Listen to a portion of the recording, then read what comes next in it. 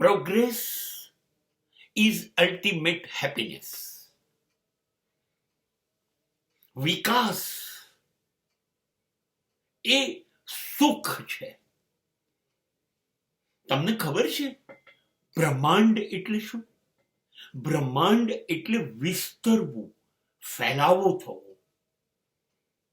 એ બ્રહ્માંડ છે. બ્રહ્મ એટલે વિસ્તરવું. અને જ્યારે બ્રહ્મ વિસ્તરવાનું બંધ કરે છે એને પ્રલય કહેવાય, નાશ કહેવાય, વિનાશ કહેવાય. બસ એ જ વસ્તુ માણસને લાગુ પડે. જ્યારે એ જે સપાટી પર છે એ સપાટીથી ઉપર જાય છે, આગળ જવાનું વિચારે છે, ઉર્ધ્વગમન કરે છે, ત્યારે વિકાસ કરે છે. એ પોતાની સ્થિતિનું ભાન છે એને, કે હું જે છું એ બરાબર નથી, મને એનાથી વધુ સારા થવું છે. મને પશુમાંથી માનવ થયો, હવે માનવમાંથી મારે દેવ થવું છે. આ વિકાસ છે, આ વિકાસ છે. દક્ષિણ ભારતમાં એક ગામમાં સમાચાર પત્ર છાપા નાખતો એક સાઉથ ઇન્ડિયન છોકરો વૈજ્ઞાનિક બને અને રાષ્ટ્રપતિ બને, એને અબ્દુલ કલામ કહેવાય. અને આ વિકાસ છે. ફૂટપાથથી શરૂ થઈને રાષ્ટ્રપતિ ભવન.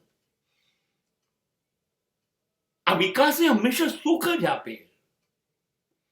42% માર્કશીટ કરતા 92% માર્કશીટ એ વિકાસ છે. સોસાયટીમાં રમવું ક્રિકેટ અને મેલબોર્ન ક્રિકેટ ગ્રાઉન્ડમાં જઈને સેન્ચુરી મારવી એ વિકાસ છે. અહીંયા રોડ પર બેસી રહીને ગપ્પા મારવા અને જઈને ઓલિમ્પિકની અંદર સિલ્વર મેડલ લઈ આવવો એ વિકાસ છે. બસ ઉપર, રેલવે ઉપર અને કોઈ સરકારી કર્મચારીઓ ઉપર ને ઓફિસો ઉપર પથરા મારવા એ રકાસ છે. અને મનુ ભાકર જઈને 2 બ્રોન્ઝ મેડલ લઈ આવે છે રિવોલ્વર હાથમાં લઈને ઓલિમ્પિકમાં.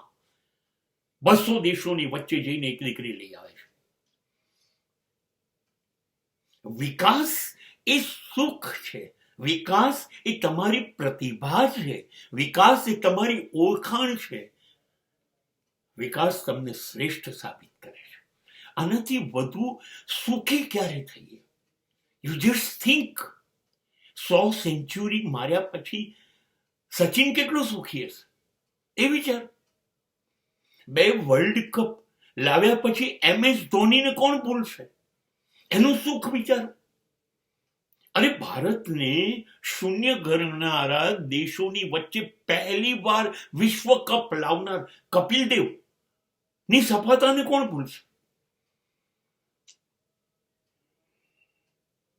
આ પૃથ્વી ઉપર પહેલી વાર ટેસ્ટ ક્રિકેટમાં 10,000 રન બનાવનાર સુનિલ ગવાસ્કરને સફળતા કેટલી વહાલી છે. અત્યારે 70 વર્ષની ઉંમરે કોઈ વિશ્વનો ખેલાડી એને સલામ કર્યા વગર નથી રહી શકતો. સફળતા એ સુખ છે, એમને નથી આવતી. મેં એક બહુ સરસ વાક્ય વાંચ્યું હતું કે લિફ્ટમાં જલ્દી ઉપર પહોંચી જઈએ સફળતા નથી. સફળતા માટે બધી સીડીઓ ચડવી પડે, સ્ટેપ બાય સ્ટેપ. સફળતા પૂરી મહેનતથી આવે છે.